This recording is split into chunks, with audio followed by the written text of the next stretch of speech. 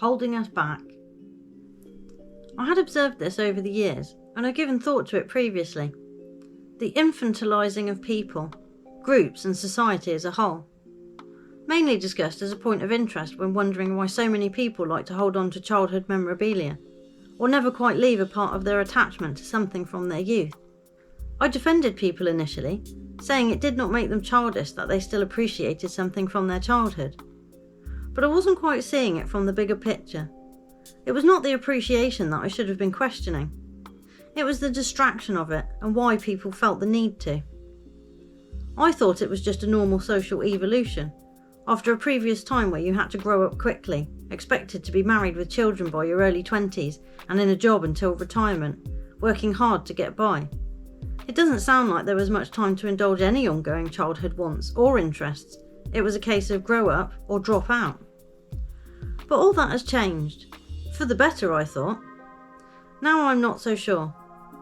Many people now stay living at home well into their 30s, engineered in some instances by society making living on your own unaffordable, thereby making it easier to put off, miss out on, or sidestep very important character building experiences, being shielded from life, helped and protected for longer than is what we would consider normal.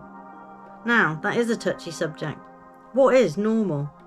And each of us have our own differing view of it, but we like to believe there is a shared normal we understand and mostly stick to. But it would appear that two consequences of making it appear normal to stay at home is that firstly, no one addresses making it affordable to live, followed by the possible delay or stunting of mental, emotional and social development. I understand even the scale of those are measured against what the system determines as normal, but does it have an effect on people? Do they feel they are missing out and not able to move on with their lives, putting things on hold all the time until years down the line?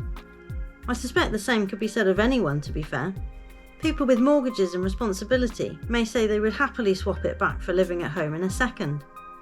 Easy to say that with perspective and having been on both sides.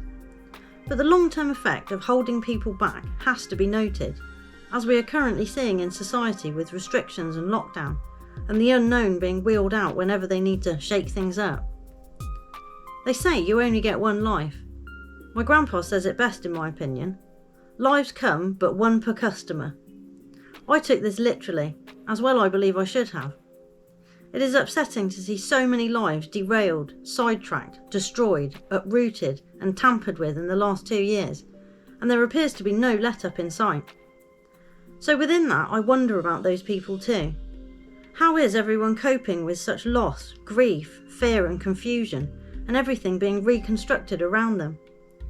I believe the strategy is that they are trying to keep people in a state of dependency through healthcare, benefits and a helping hand, to make it feel as if you are being looked after, that there is an overall parent looking out for you from cradle to grave, as they put it way back when. But that in turn seems to have made the government think they are the caregiver to us, in charge of us and therefore able to tell us what to do with each waking moment of our lives. They want to decide where you can go and when, with whom you may meet, where you may work and travel. And many seem okay with that. That is what is quite disturbing. For no good reason and with no data to back it up, only because they feel like it. Feelings. They appear to have a lot to answer for here. We do not have an emotion called logic or reason, but we have one called fear, and that appears to be the one causing the issue and really can make people behave in a strange way. Argument being, people want others to wear masks and jab up to make them feel safe. I find this a very strange request, mainly because I want to be safe, not feel safe.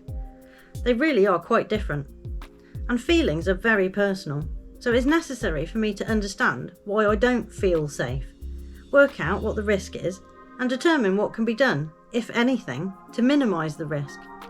Then, if the risk is unavoidable, you weigh up whether you put yourself in harm's way. Mostly, that does not involve another person initially. I was hit by a car when I was a child, completely my fault as I ran across the road without looking. But for a long time thereafter, I was frightened to cross the road in case it happened again.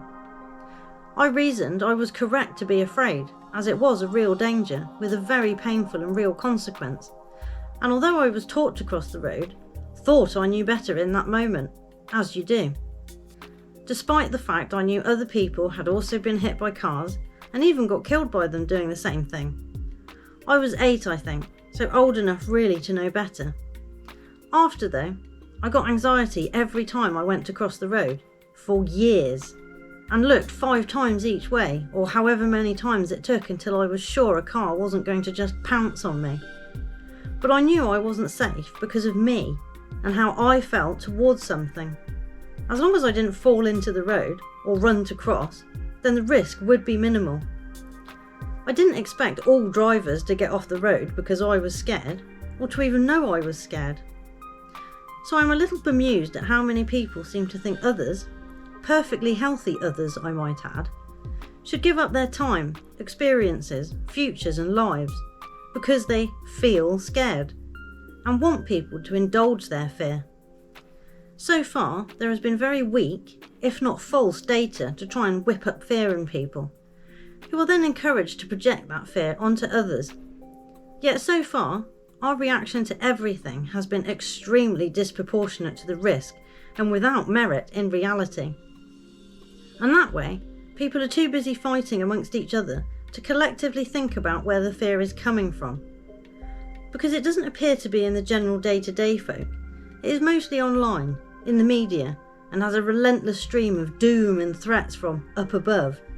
It is wearing thin, for many. By all means, be afraid. If anything, I think it is appropriate now, given how quickly the situation has escalated. Afraid for the future and where this all leads.